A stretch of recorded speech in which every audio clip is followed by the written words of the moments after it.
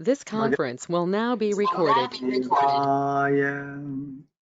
Om Namo Bhagavate Vasudevaya. So today we are reading from chapter 3 of Bhagavad Gita. We are on text 33 today. 1 minute, please give me time.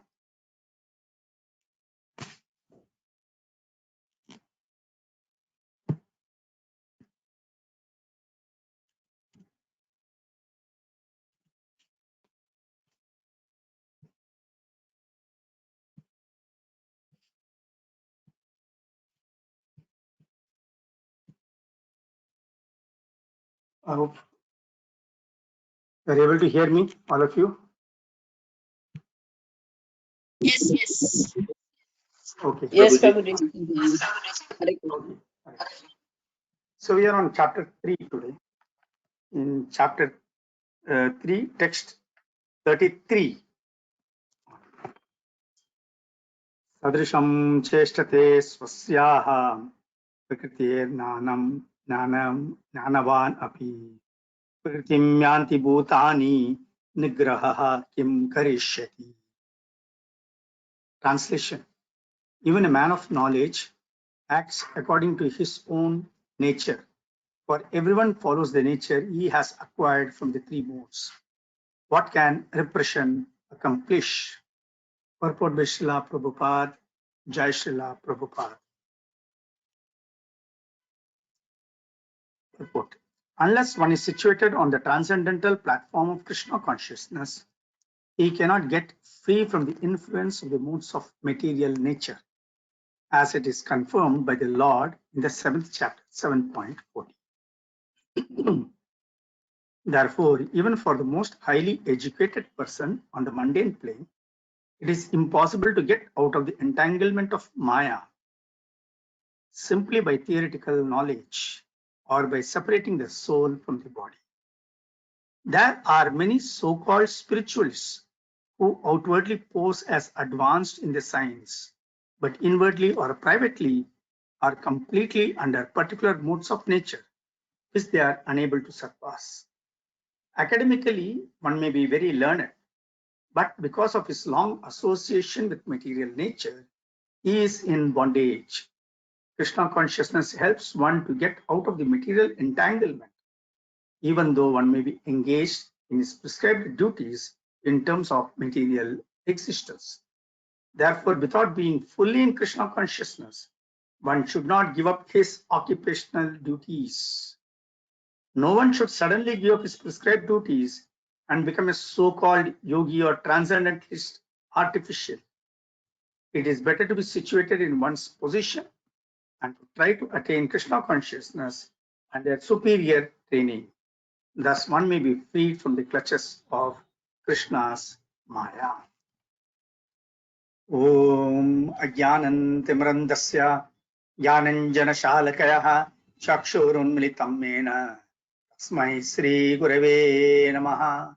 Shri Chaitanya मनोभीष्टं स्थापितं येन भूतले स्वयं रूपकथा मह्यं स्वपदान्तिकम् वन्देऽहं श्रीगुरु श्रीयुतपदकमलं श्रीगुरुन् वैष्णवांश्च श्रीरूपं साग्रजातं सहगण रघुनाथान्वितान्तं सजीवं साद्वैतं सावधूतं परिजनसहितं कृष्ण चैतन्यदेवं श्री राधा कृष्ण पादान् सहगण ललिता श्री विशाखान्वितांश्च. हे कृष्णा करुणा सिन्धो दीनबन्धो जगत्पते गोपेश गोपिका कान्ता नमोऽस्तुते. तप्त काञ्चन गौरंगी राधे वृन्दावनेश्वरी वृषभानुसुते देवी प्रणमामि हरिप्रिये. वाञ्छाकल्पतरुभ्यश्च कृपा सिन्धुभ्येव च पतितानां पावनेभ्यो वैष्णवेभ्यो नमो नमः. जय श्री कृष्ण चैतन्य प्रभु नित्यानंद श्री अद्वैत गदाधर श्रीवासादि गौर भक्त वृंदा. हरे Krishna Krishna Krishna Hare Hare Hare Rama Rama, Hare Hare. Hare Krishna. So in the last Sunday class, when we were discussing some of the very important points there. Krishna, in that class, we started with the 27th verse. And in the 27th sloka, Krishna talked of one very practical thing. What we see in this world, he talked about it. He said, rather than 27th text says, Prakritehe kriyamanani gunaihi karma sarvashaha ahankara vimudatma kartaham iti manyate. Means, whatever is going on in this world is being done by Prakriti. Prakritehe kriyamana. Prakriti gets it done everything. That is material nature. Under the influence of the three modes of material nature, it does everything. Prakritehe kriyamanani gunaihi karma sarvashaha. All the karmas, all the activities, sarvashaha, all the activities in this material universe. Everything gets done through the modes of material nature. Ahankara vimudatma kartaham iti manyate. But what is the foolish man who is caught up in his false ego? What does he think? He thinks that he is the doer of ahankara vimudatma kartaham iti manyate. So this is something which we see in this material world. We come across so many people who think that they are the doers of it. Oh, it is me. I have done this. I have done that. It's because of me it has happened. I am the person responsible for everything. All the good things I am responsible for. Bad things I am not responsible. You know, unless he's a don or something like that, who takes pleasure in taking credit for all the bad things also. But like a mafia leader. No, but generally you find that anything that is happening in this world, people feel that they are the ones who are doing it. It's only because of me, you know, I have the power to do this. I can do this, so I've done this. So people take credit for various things that have been done. But Krishna says, who gets these things done?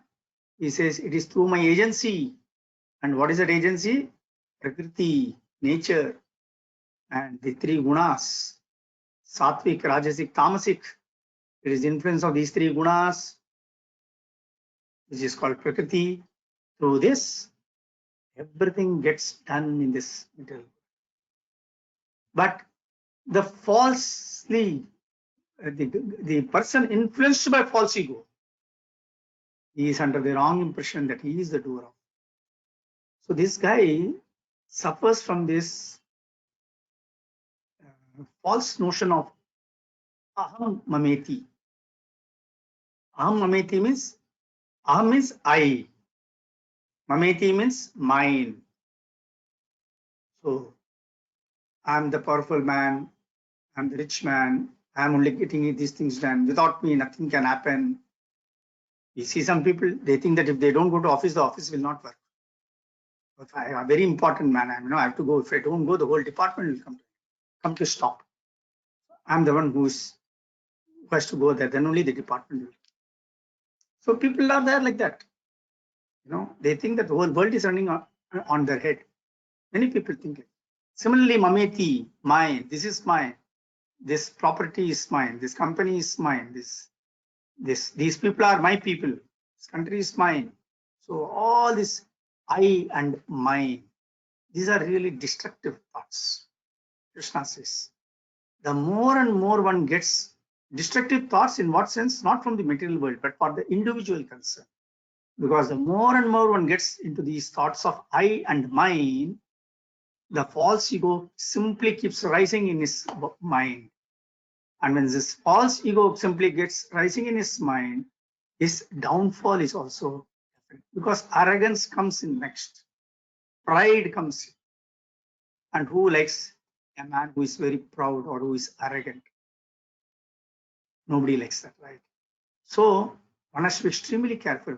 Even when the whole world was created by Lord Brahma, today morning I was giving a class on Srimad Bhagavatam about this. Brahma's prayers to the Supreme Lord. So Brahma is praying to Krishna and saying this, please empower me to create this universe, material universe. He came out with three important prayers. One, he said, please empower me so that with your empowerment, I can do the Srishti. Brahma, how powerful he is, what all he has created this universe. He has created all the various people. They say 7.2 billion people are there in this universe. Is there any, can you see any two persons with the same features, same gunas, same characteristics, everything? Very difficult, impossible, unless they are twins. Even twins are different. Their gunas are different. Maybe the features may be the same, but gunas are different even for twins. So just imagine what an ability he has got to create. Still, he prayed that, oh Krishna, please give me the powers to create. Please give me the ability to create. Because without your power, empowerment, I cannot do anything. Such a powerful personality, Brahma, he himself prays like that. So one, he prays like that. Second, he says, second prayer, he says, after started creating this universe, after getting into this activity of creation, please let not that false ego enter into my mind and start thinking that I am the creator of this universe. I should not get such thoughts, oh Lord. Please protect me from such thoughts. See, what an exalted thinking of Brahma. He says, it's very natural, such thoughts will get into my head. And once such thoughts get into my head, the false ego will come into me. I become falsely proud. And I don't want that pride in me. So Lord, please protect me from all such false ego, because people will start appreciating me. Wow, Brahmaji, what a creation. This is beautiful. That is beautiful. Either they'll start appreciating either on my face or behind me. But still, even if the people down in the earth are praising me, I can hear that. I know what they're praising because Brahma can see everybody. So he says people will start appreciating the various types of creations. So many people are so beautiful in this world. We see that both men and women, they are beautiful creations when they are in their.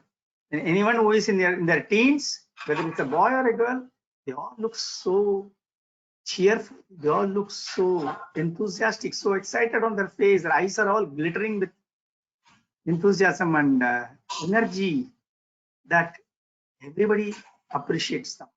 And so many creations apart from the human beings, birds, so many exotic birds, so many animals, birds which come out with such chirping.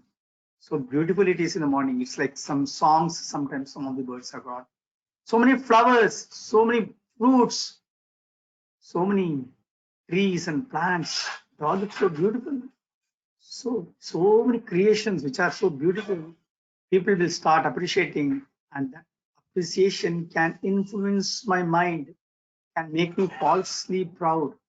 Oh Lord, Supreme Lord, please protect me from this false pride. Third, I must not deviate from the process of creation. Whatever you have taught me, I should stick to that process. Now, this is another serious problem we have, right? We start doing things, certain things, and as we see others are also appreciating, or we see that things are all going in the right direction, the way it has to be. Sometimes, because of that pride, we also start debating things. Why can't we do in another way? Why should we follow this particular path? For example, Bhagavad Gita has been given to us as it is, and Bhagavad Gita's interpretation has been given by the gurus, by the Parampara gurus. They have already given, Prabhupada has given that right interpretation. Our job is to follow in his footsteps. Whatever the great acharyas have taught us, we have to follow in their footsteps and teach to others. Oh, because I'm giving a good lecture. Why can't I give my own interpretation? Why should I follow Prabhupada? Such thoughts also sometimes can enter into our head. Deviation, it comes. So Brahmaji is worshipping to Krishna and saying, let not such thoughts of deviation come into my mind. So dangerous it is. You have given me something, and please let me follow your footsteps. Let me follow whatever has been given, whatever you have told me. Let me follow, not deviate from. Now see, such a great personality as Brahma is praying like that to the Supreme Lord. But in this world, the mortal human beings sometimes think because certain things are being done, they are the great, they are very great. It is only because of them such things have happened, and so all recognition should come to them. But Krishna says, no, you are not the person, that you are not the right person that should get the recognition. On the contrary, it is only prakrite he kriyamana ni gunaihi karma sarvasha. It's only because of the prakriti, nature, the three gunas, because of which things are happening. And after saying that, in the next verse, he says that one who is in knowledge of the absolute truth, Almighty Arm, does not engage himself in the senses and sense gratification, knowing well the difference between work in devotion and work for fruitive research. Because a man who knows this is always engaged in Krishna consciousness. He doesn't want to engage in sense gratification. In the previous case, a man who does not know, who thinks that he is only doer, he always engages things for his own sense satisfaction. He doesn't give recognition to the Supreme Lord who has been responsible for doing various creations.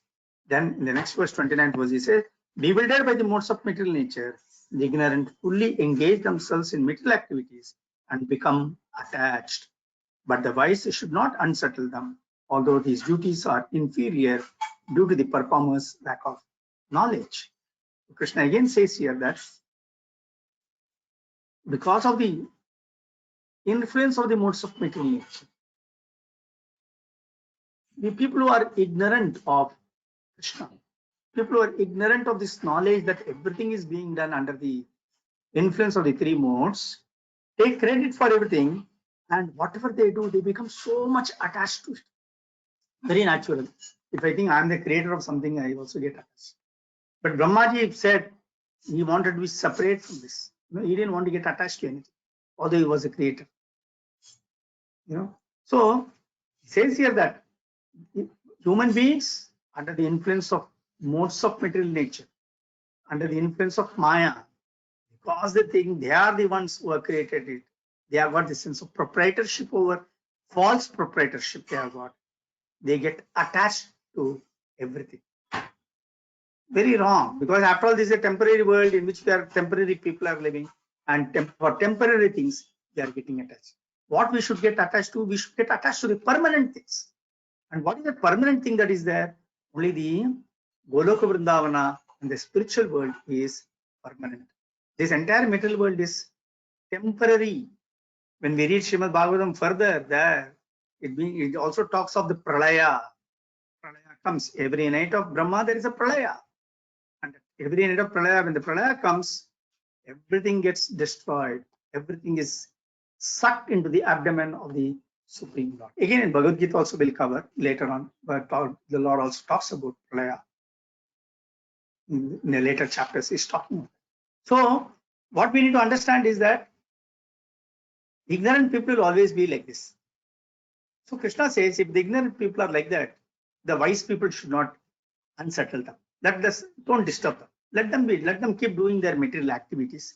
Whatever it is, gradually they will also improve, but it will take time for them to improve. They will improve. Don't disturb them, because once you go to talk to them about Krishna consciousness, they can get offensive. Not only that, they will not accept Krishna consciousness so easily. Even people who accept Krishna consciousness, even in their mind, so many questions arise, is it not? We all have accepted Krishna consciousness in some way or the other. That's why we all chant the holy name of the Lord. We try to follow some of the principles given, the 4 regulative principles we try to follow. We try to follow Ekadashi. We try to do some prayers for Krishna. We try to do all those things. But still, we ourselves get so many questions in our mind.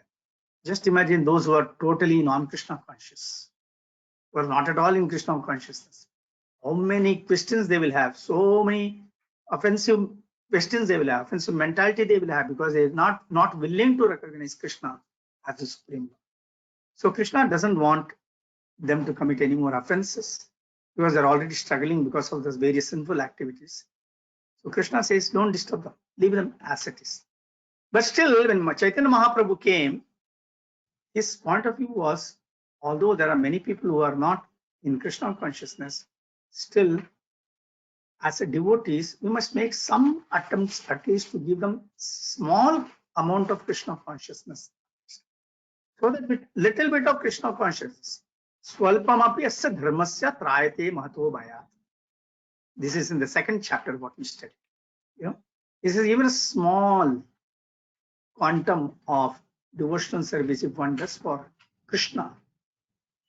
That protects one from a very big danger. Swalpam api. Swalpam means very little. Swalpam api asya dharmasya trayate mahato bhayat. From great dangers it can protect one. So we should try to give as little as possible. I mean, whatever we can to others, to the extent we know, to others we can try, because the devotees are really compassionate towards non-devotees, and they don't want the non-devotees to suffer. So that's why they try to give Krishna consciousness. So then afterwards, Krishna says in the 30th verse, therefore, Arjuna, surrendering all your works unto me, with full knowledge of me, without desires for profit, with no claims of proprietorship and free from lethargy, fight. Completely to our life. Krishna is telling Arjuna how to fight. Surrendering all your works unto me, with full knowledge of me, without desires for profit, with no claims to proprietorship and free from lethargy. Now he is telling Arjuna to fight on the battlefield. In our case, every day is a battle for us. From the time we get up till the time we go to bed, it's a battle for us. In our mind, there are so many things that are running. And there are also, we suffer from the three kleshas, Adhyatmik klesha, Adidevik klesha, and Adibhautik klesha. We suffer. Adhyatmik klesha, which keeps on troubling us right from the time, even before we open our eyes itself, the mind starts working. Is it not? So here, Krishna is saying, surrendering all your works to me, understand that you are working for me only. Bhuktaram mingatapasam sarvaloka maheshwaram. He says, with full knowledge of me, without desires for profit, because sarvaloka maheshwaram, I am the sarvaloka maheshwaram, with no claims to proprietorship. Nothing belongs to you. Realize this, nothing belongs to you. And free from lethargy, fight. This is the injunction given by Krishna to us. So how we should work in this material world? This is the way we have to remember, and this is the way we should work. You know, we should remember every time that everything belongs to Krishna. This entire world, this world, does it belong to us? At least we can know, no? We can use our logic, our intelligence, and know this world doesn't belong to us. Does anything belong to us here? We really seriously think over it. Nothing belongs to us. We know that. Then what are we trying to do in this world? What are we trying to establish ourselves in this world? Or when we all know that one day we have to die. We all know that. All of us have got that knowledge. Nobody has to teach us. Everybody knows, because we see so many people die. Janma mrityu jara vyadhi. Sukha dukkha anudoshanam. That is there. So Janma is there. Mrityu is there. We have seen our youth. We have seen children. We have seen how the children grow into youth. Youth to middle age to old age. After old age, people leave.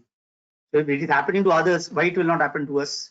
Definitely it will happen to all the human beings. And we also know that we cannot live here permanently. But in spite of that, we are trying to make this a permanent establishment. That is our foolish thing. Foolishly, we are trying to make this place a permanent place.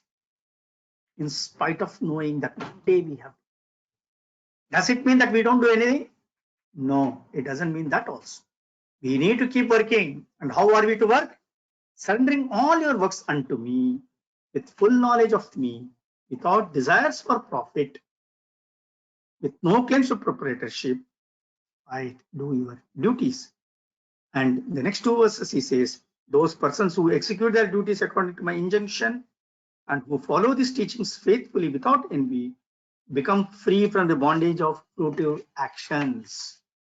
But those who out of envy disregard these teachings and do not follow them regularly are to be considered bereft of knowledge, befooled and ruined in their endeavors for perfection. So Krishna is also giving us a formula how to become free from material. We all become free from, How to become a free from material bondage? Just simply executing our duties according to Krishna's injunctions. And what is Krishna's injunctions? Surrendering all your works unto me with full knowledge of me, without desires for profit, with no claims to proprietorship. Fight, do your duties. This is how we need to do our duties in this material world. In the beginning, it may appear to be very difficult acceptance because we are not used to that. All we are used to is doing only things for ourselves. But once we get this knowledge, we have to see how do I put it into practice. Krishna consciousness, Bhagavad Gita is very, very practical. It is up to us how we put it in practice. Under the guidance of another spiritual master, under the guidance of Siksha Guru, we need to see how I put it into practice and how I make my life successful. This is very important for us. So, and today, continuation of this in today's verse, 33rd verse, Krishna is saying, so let me share the screen. Yeah.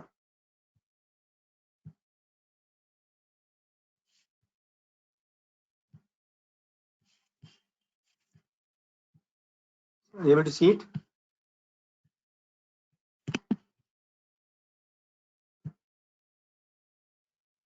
Prabhu Mataji, are you able to see the screen? Yes, Prabhuji.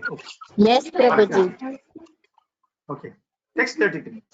If a man of knowledge acts according to his own nature, for everyone follows the nature he has acquired from the three modes, what can repression accomplish? Now, this is one beautiful statement. Krishna, very, very practical thing. All of us have our own nature, is it not? Even a small child has got his own nature.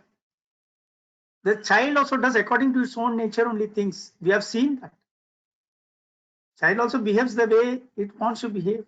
It wants certain things, it will keep on doing again and again and again. Whatsoever the mother tells, don't do like this, the child will again. Because that its nature. The nature comes naturally for everyone.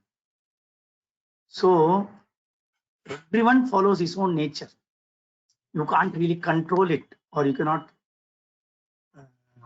suppress it. You cannot do that. So what we need to understand is when we are taking up to Krishna consciousness, when we understand, oh, this is how we should be, this is how it should be, and I have to put it into practice. So how do I put it into practice? Suddenly, if I try to make a change in my life, the whole thing will become topsy-turvy. First of all, our own people in the house, they will start wondering, what is this? What is wrong? What is wrong with this man? He was okay till yesterday, no? So today something is gone wrong. He must have probably attended one pravachan and come. That's why easy. And Vaikuntapati Prabhu's pravachan he attends and he gets changed like this. Maybe you should stop attending the lecture. Next, so even inside the house, people start wondering. And some people say it doesn't matter, he will do like this for a few days. Afterwards, he'll become normal. After some time, because that's also another tendency people have got. Suddenly that entire enthusiasm, excitement, they want to do certain things, but they cannot sustain it for long. After some time, they go back to their original status. How many times many people want to go to gymnasium, they want to become bodybuilders. They go for 3 months, 6 months. Afterwards, they stop going back to original nature. Just do what you are doing. Similarly, even in this Krishna consciousness, people try to take up academically, they understand, no, the body is different from soul. I must do everything for the soul. I must control my mind. All wrong notions are they get in the beginning. Mind is really dangerous. Krishna says in Bhagavad Gita, one who controls the mind is a friend. And when mind is not controlled, then that mind is an enemy. Krishna says all these things in Bhagavad Gita, so I should control my mind and I want to make my mind a friend. You can't do anything artificial. You have got a natural nature, and that nature is what is going to govern you for a long time. And I'm used to certain things all these years in my life. Suddenly, how will I change? Impossible. Very, very difficult. I got a lot of academic knowledge, theoretical knowledge I've learned, but how to put it into practice? So some people try to give up everything. They want to even give up their family life and become a sannyasi and go and sit. So becoming a sannyasi, do you think it is so easy? No, it is not easy. You may be wearing a saffron robe, but out of your mind is thinking, oh, I got this. I earned so much money, in the past. I've not left it in the. I should have written a will. I missed out writing my will, or I should have given to this so person. I've not. I got so many other friends, both men and women. I've left all of them and come. And suddenly, how jokingly we used to spend our time. All these various thoughts keep coming. Just like when we start chanting, the entire thoughts of this entire world come into our mind only at that time. Other times the mind is free. But the minute I sit to chant, all the activities, in my childhood, something has happened that suddenly comes into my head. I had an argument with somebody some 25 years back. That comes into my mind. Various planning comes into my mind. All these things come. So that is a nature. So Krishna consciousness is a step-by-step building. Suddenly I cannot become overnight Krishna. Some people think today I will sit and chant 32 rounds, 64 rounds. Hare Baba, even to chant 16 rounds is so difficult. People think that chanting is very easy. What these Krishna conscious people do, Hare Krishna people do, they only keep on chanting Hare Krishna, Krishna Krishna, Hare Hare, Hare Rama. So now all of you are chanting here in this group. Do you think chanting is so easy? Just because we want to chant, we are able to chant so easily? How many of us are in that 8 rounds, 10 rounds, 12 rounds? Many times I think I should reach the 16 rounds, but how many times I'm able to reach? I'm not able to. My mind is not allowing me to do it. Many times, is it not? These things happen. So not that Krishna consciousness chanting is also not that easy. So when someone says you people are only chanting, is it so? Come on, let us see. You sit and chant. Let's see how long you are able to sit and chant. Then we will know. That's why people say, why should we count while we are chanting? Because there is a minimum commitment that we are giving to the Lord, that I will chant at least this much today. That we are trying to do that. So that minimum commitment also, we find it so difficult to execute. So as a result, this is all because of nature. So that's why what we need to do is, we have to be in our own position. Whatever position we are in, whether a brahmachari or a grasta or a vanaprastha or a sannyasi, in whatever position we may be, and we should try to execute our Krishna consciousness as sincerely as under the training, under the superior training. Someone should guide us, and we should accept their guidance and try to do it. Thus, one can get freed from the clutches of Krishna's. The minute we accept a Siksha Guru or a Diksha Guru, and we accept his teachings and try to follow his teachings, whatever he says, we also try to do. Because these Siksha Gurus, they know how to train people and people. You see, a person who is capable of doing certain things, he should be asked to do only that much. Asking him to do something beyond that, it will not work. So that a Shiksha Guru can understand while he is teaching. And to that extent, he involves them to that extent in Krishna conscious activities. He advises people how to do, what to do. That advice we should try to. If we follow like that, then surely we'll be able to make progress in Krishna consciousness, and Maya will be kept at bay.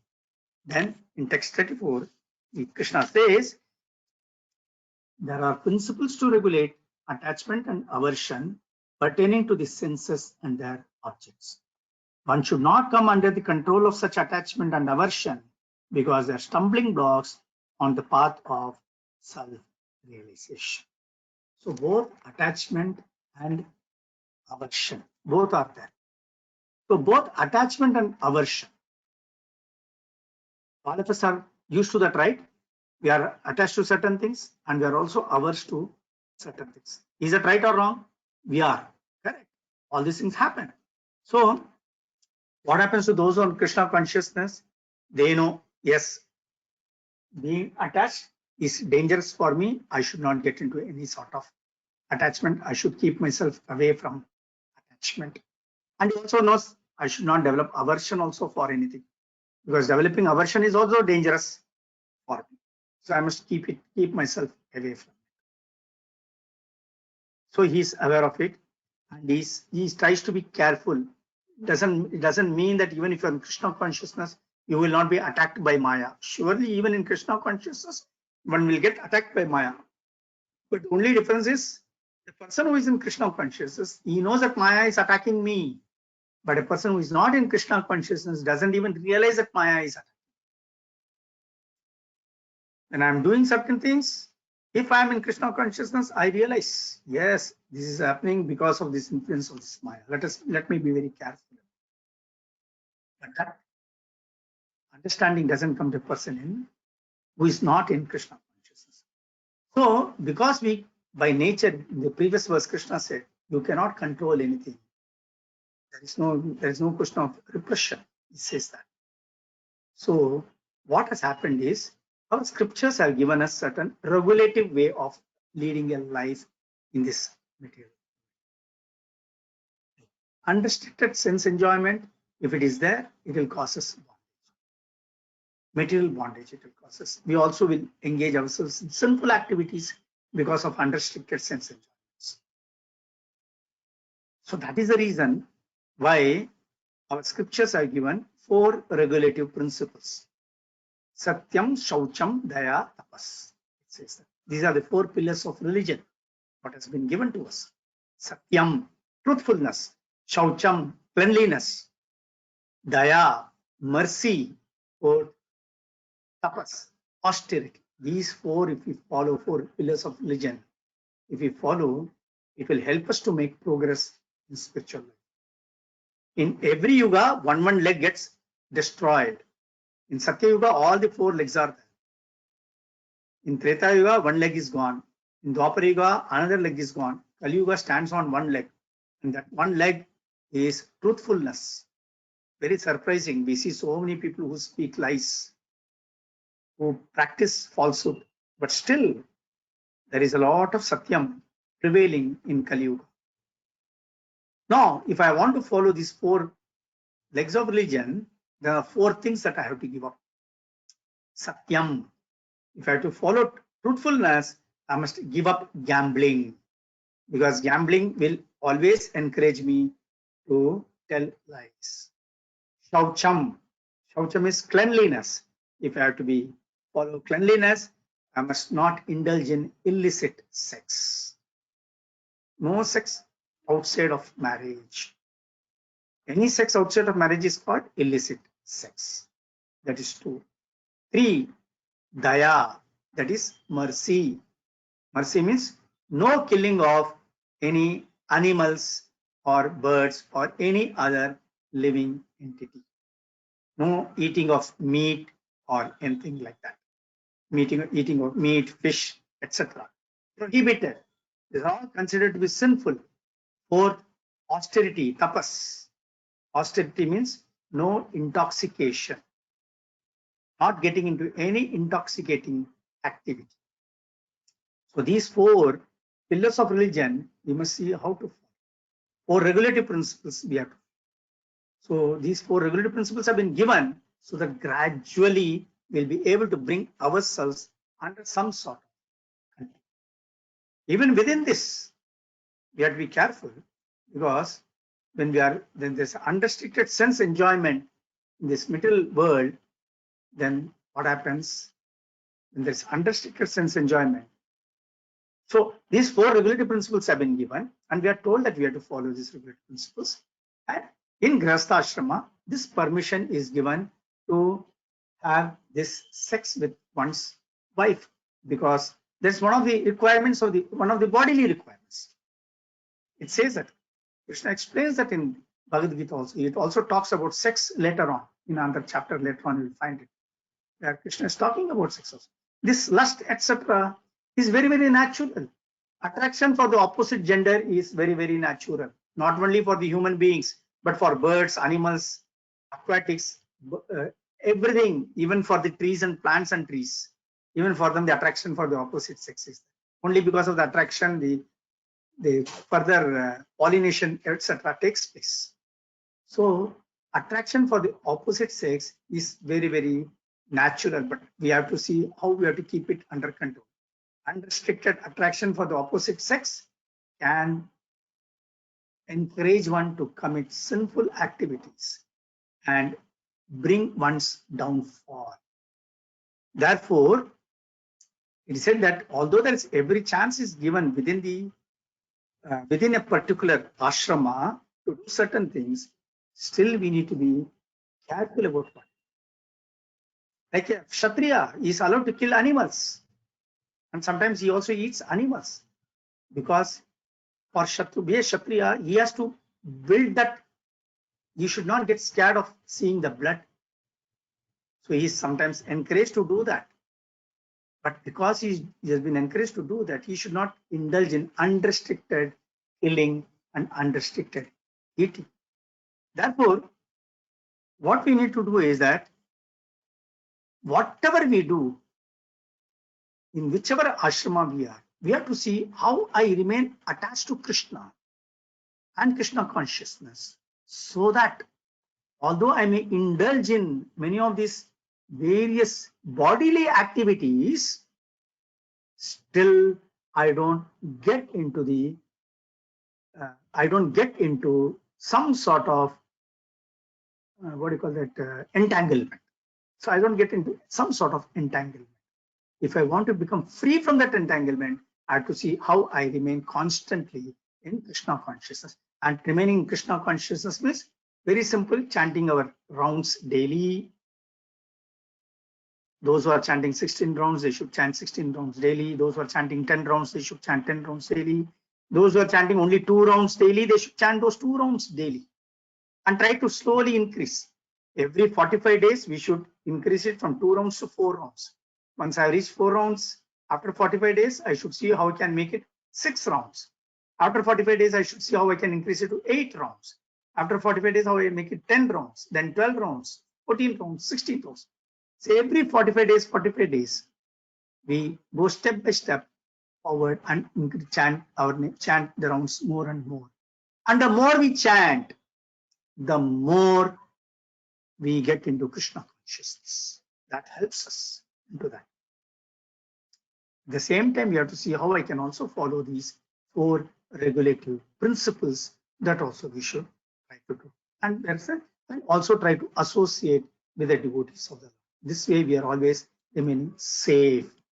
And in the next verse, text 35, Krishna says it is far better to discharge one's prescribed duties, even though they may be faulty, than another's duties. Distraction in the course of performing one's own duty is better than engaging in another's duties, for to follow another's path is dangerous. So you see, we all have got material duties, right? In this material world, all of us have got it. We are all doing material duties according to our psychophysical situation. We do our material duties. So I can either be, according to my physical situation, I can either be a Brahmana or a Kshatriya or a Vaishya or a Shudra. Duties I do it. So whatever duties we are doing, we must continue to do our duties properly. We should execute our duties and not try to give up our duties. We should try to do our duties regularly. That is number 1. Number 2, it says people also have spiritual duties and material duties. Spiritual duties as prescribed by our spiritual masters. Material duties according to our, in whatever ashrama we are, psychophysical situation, according to our guna and karma, we keep doing various duties. So this Brahmana, Kshatriya, Vaishya, Shudra, I don't think that it's a caste system only in India. We have to understand these 4 things very correctly. We have to understand. The Brahmana means those who are intelligent are categorized as Brahmana. Those who are the administrators and soldiers, or who look after the law and order situation, they are called Kshatriyas. Those who are businessmen, agriculturists, they are called Vaishyas. And those who are laborers, they are called Shudras. Now we are more scientifically, it has been divided in our society by Krishna himself in Bhagavad Gita, Chaturvarnyam Maya Srishtam Guna Karma Vibhagashaha, he says that. Now you mean to say, don't you think that these four things are existing in other parts of the world? If you take America, America also has got intelligent people, right?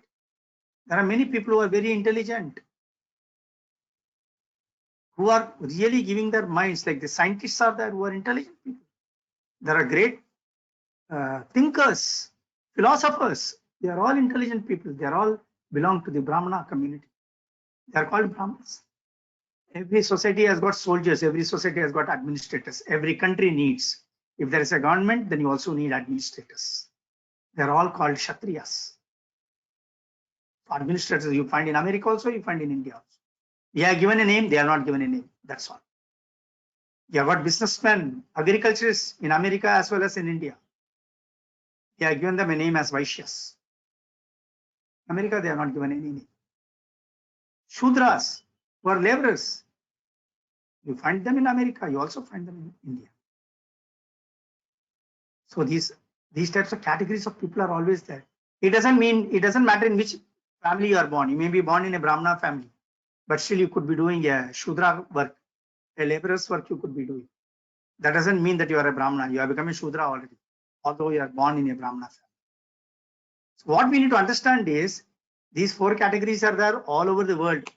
Whether people accept it or not, sometimes people say, no, this caste system is there in India, it's so bad, that, this and that. It is there everywhere. These four categories are there, and it will be there as long as this world is there, because this is created by the Lord himself. Chatur varnyam maya srishtam guna karma vibhagashaha. He says, according to guna and karma, these four categories are. He says. So Krishna says in this chapter, in whichever category you are and whatever you are doing, continue to do that. Don't give it up and try to do somebody else's job. Like if you are a Brahmana, remain as a Brahmana and do your this thing. Later on, when you become, when there is a necessity, you want to change yourself into a Kshatriya, you can always change. That can happen. But then that is after exalted situation only. After a particular stage, once you become so much get into Krishna consciousness, at that time, it doesn't matter whether you are Brahmana or Kshatriya or Vaishya or Shudra, because you are doing everything on the absolute platform. But in the middle platform, don't try to do it. If you are a Kshatriya, if you are a policeman, and if there is a riot going to take place, or if there is a riot taking place, sometimes you are given an order to shoot at sight. You have a duty to shoot at sight as a policeman. At that time, you cannot say, oh my God, how will I shoot? The people will get killed. I shouldn't do that. They will get injured if I do some lathi charge. No, you cannot do that, because that is the duty and you must do what you are doing. At that time, don't try to become a Brahmana. Don't try to become a non-violent person, just like Arjuna was trying to do. Where it necessitates, you have to perform it. But once you reach that absolute platform of Krishna consciousness, where you have transcended all these material activities, material situations, material designations, all these are also designations. Once you transcended these material designations also, then it doesn't matter whether you are Brahmana or Kshatriya. Just like we have got the examples of two persons, Vishwamitra, he was originally Kshatriya, but he became a Brahmana. Similarly, Parshurama was originally a Brahmana, he became a Kshatriya.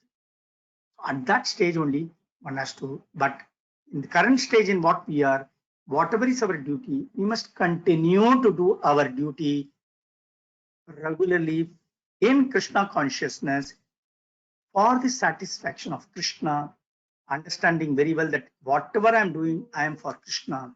He is a proprietor of everything. I am not the proprietor of anything. Ultimately, anything and everything that I do is under the injunction of Krishna consciousness.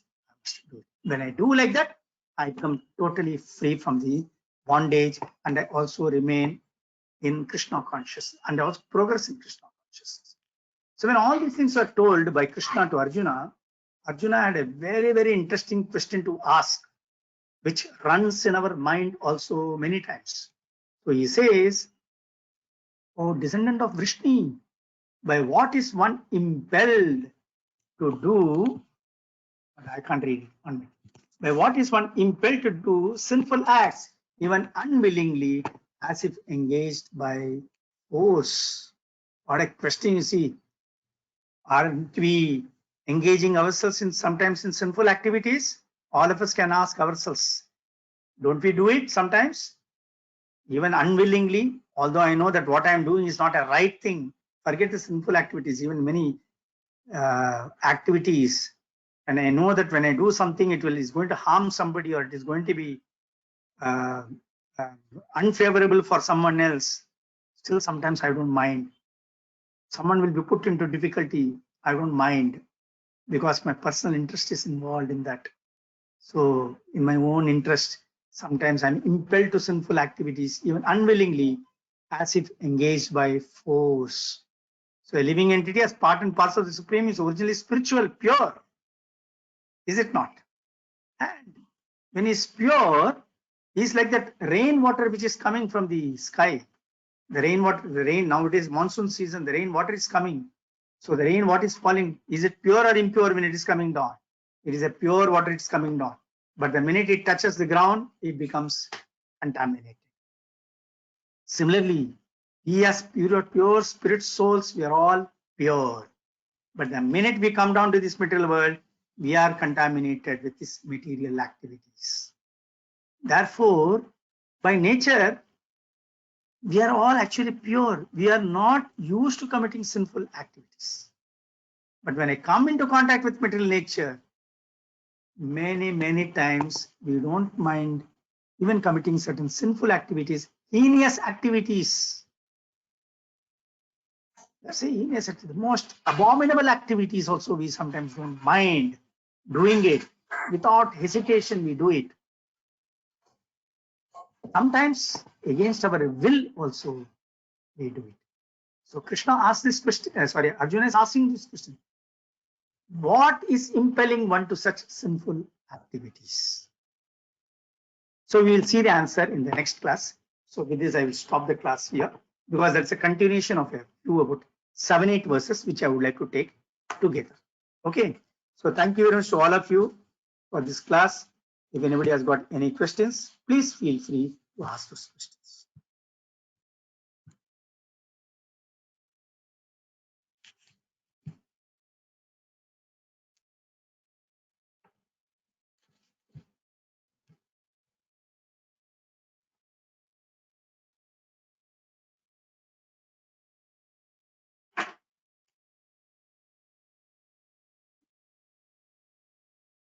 Any questions anybody has got, please feel free to ask questions.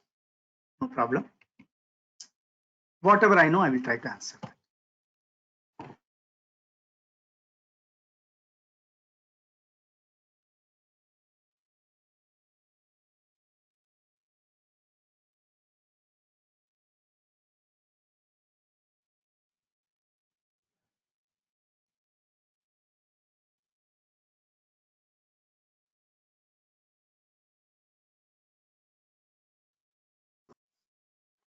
Prabhuji, Shashikant here. Hare Krishna.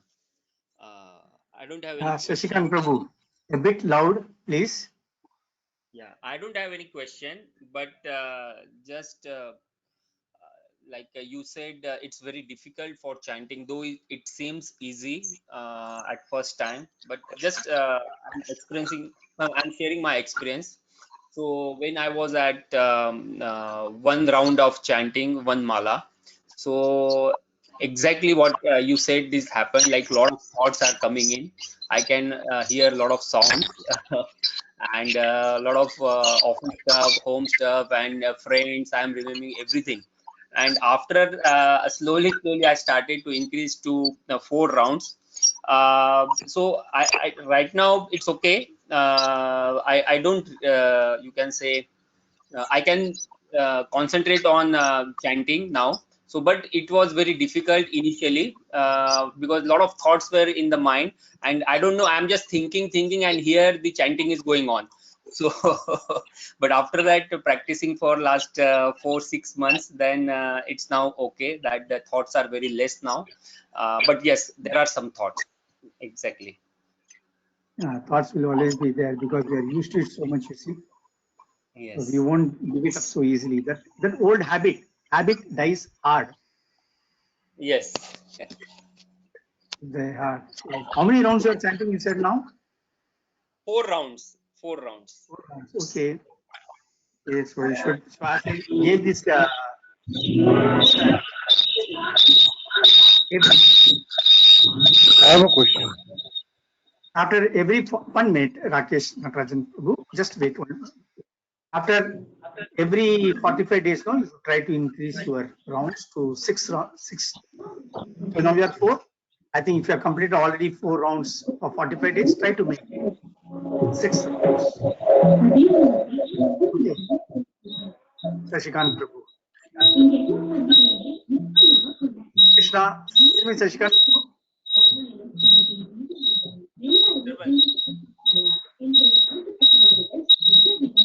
Okay. Rajan Prabhu, please. Yes. If God has created us perfectly in perfect state, then why do we need to evolve to a state of perfection to avoid getting born again and again?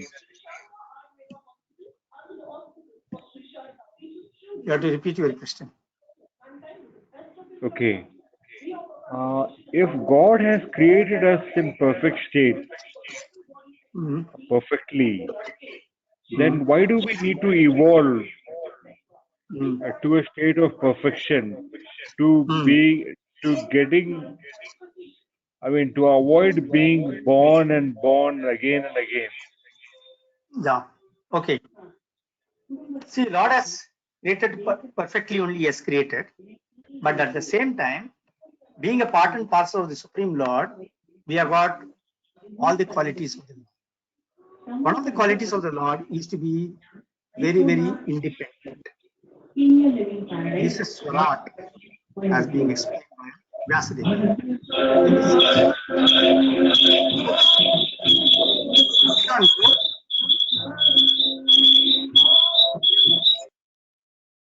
Yeah, yes, thanks. So one of the qualities of the Supreme Lord is to be independent. He is Swarat. And being part and parcel of the Supreme Lord, we also have got this quality of being independent. Now, this independence, what he has given us is, so once you are independent, you can either use it in the right way or you can misuse it the way you want. Now, once I come into this material world, I want to engage myself in many of the sense gratificatory activities.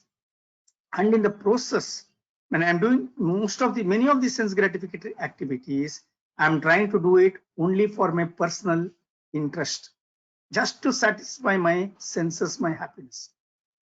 But forgetting my true relationship with the Supreme Lord. I want to become independent of the Lord, and I want to lead a very free life, independent of it. When I start doing it, that's the time when I become imperfect and get into many difficult situations. For example, I will give you, and there my body is there. I got these 2 hands, which are a part of this body. They are not independent. The duties of the hand is to serve this body.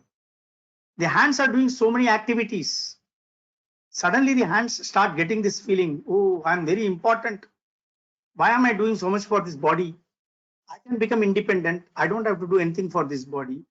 I'll just get myself detached from this body. The minute the hand gets detached from the body, the hand loses its importance and no one cares for it. It is gone then. Same way, we are all related to the Lord and we are all subordinates of the Lord. Mamaivamsho jivaloke jivabhuta sanatana manashashtani indriyani prakritistani karshati. Krishna says, all the living entities are part and parcel of me. But under the influence of the 6 indriyas, that is the 5 indriyas what we have, plus the mind, the 6th indriya, the man thinks himself to be independent and he tries to do many things in this world and gets caught in the different karmas. And when he gets caught in the karmas, what happens is punarapi jananam, punarapi maranam starts. So that's why we need to understand my original position. What am I? We are not truly independent in this material world. We are all dependent on the Supreme Lord. If you see our own life, For anything and everything, we are dependent on somebody or the other.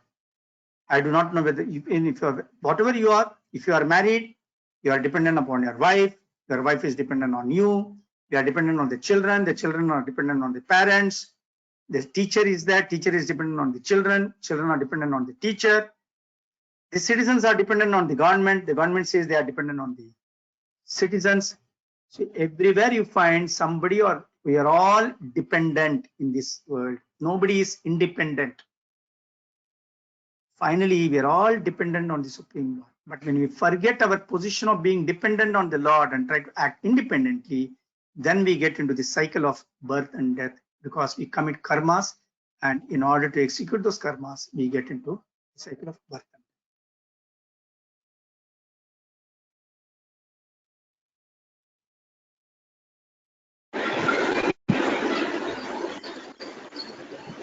Hare Krishna, Prabhuji. Hare Krishna, Prabhu. I have a question. We know God created this universe. He is all powerful. He created this universe. He also created all the living beings. Everything, every element which is there on this in this universe is created by Him, and therefore it belongs to the Lord. As we always say, nothing belongs to me. Nothing belongs to any human being or any living being, for that matter. And when He created it, why has He, and He's created such a beautiful universe, why the Lord is allowing anybody else, say human beings or any living being, to destroy it and to create, if I say negativity or create all kind of turmoil? Why is the Lord allowing that? If He is the owner, He is the proprietor, and He is all powerful also. It's not that he's allowing it. It's not that he's allowing it or anything like that. Again, the same thing. Because we all think that we are independent. Pratihi krimanani gunahi karma sarvashaha ahankara vimudatma karta ahamiti mani. Because of this ahankara which comes into a person, which this false proprietorship, false thinking that I am the doer of everything, I am powerful, I can do whatever I feel like doing. This sense of false power, when it comes into a man's mind, then he starts engaging himself in all these nefarious activities. So the Lord is saying that when you indulge in all these things, you'll also get the bad karma, and for that you will have to suffer. But the man is not willing to listen. Man is still doing what he should not do. Example, again, I will give one example. On the cigarettes, it is written, cigarette packet, it is written, it is injurious to smoke, it says, right? So a person who is reading it, doesn't he understand? He understands that, right? But still he smokes. Why does he smoke in spite of knowing that it is injurious to health? Why is he smoking? Because he thinks, let it happen. So what? It doesn't matter. I've been used to it. Jo hona hai, hone do. Sometimes he also takes that attitude and keeps smoking, knowing very well that it is injurious to his health, it is injurious to others also. Passive smoking is more dangerous than active smoking, but he doesn't mind it. He does that, all these things. Same way, people engage in so many negative activities in this world, knowing very well that they will get a karma, they will have to suffer for it, but still they do. The Lord is not going to see it is like this. Lord has created everything. He has given a law also. Law of karma also he has given. It's up to the individuals. You exercise your independence. If everything the Lord has to do everything, then we all will become a robo. Lord doesn't want us to become a robo. He wants us to have that proper relationship with the Supreme Lord.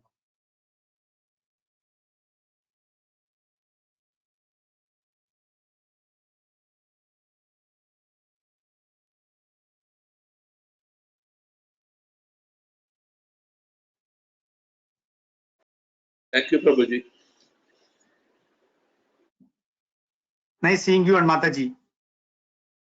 I'm seeing Mataji after a long time.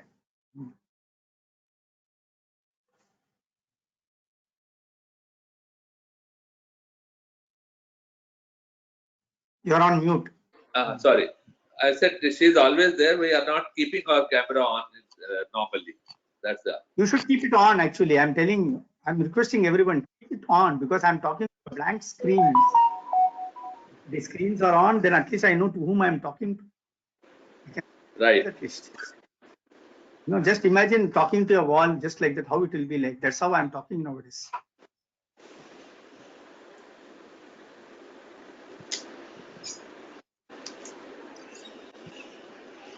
Right. Yes. Any other question anybody has got?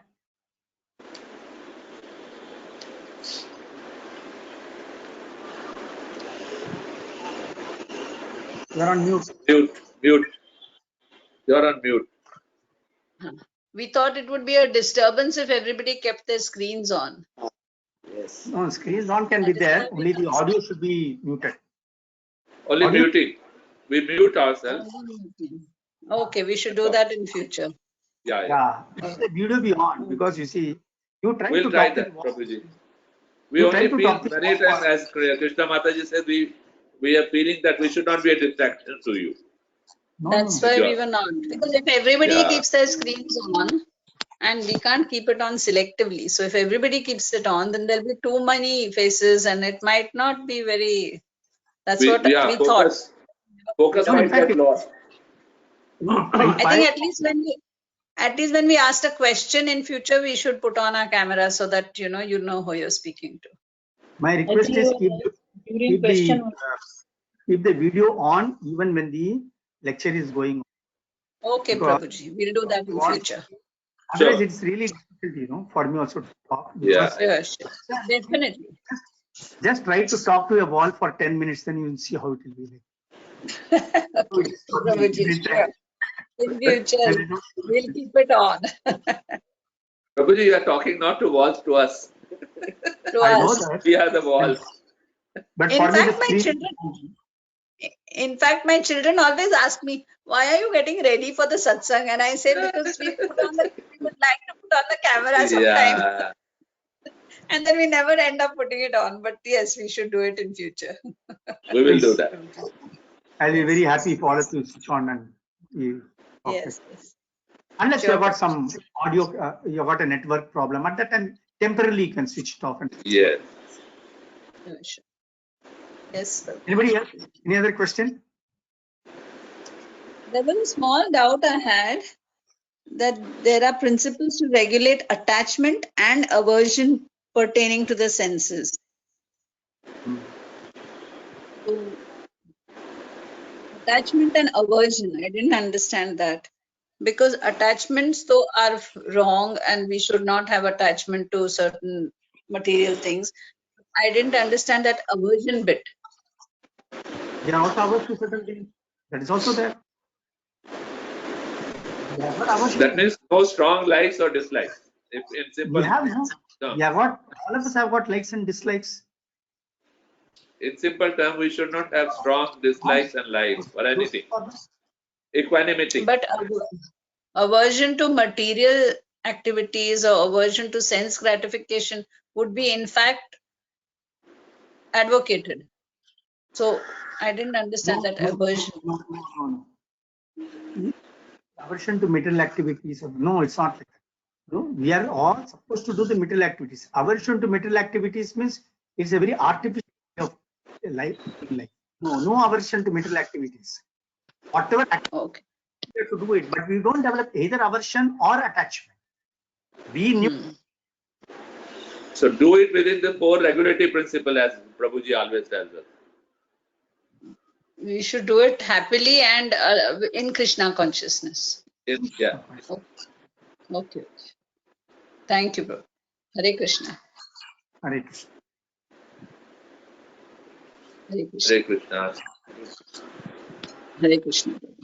All right. So we'll stop the class now. In that case, nobody else has got any other question, I suppose. Prabhupada ki jai. Jai. Maharaj ki jai. Jai. Jai. Bhakta Granth Raj ki Jai. Jai. Thank you very much. Thank you. Thank you.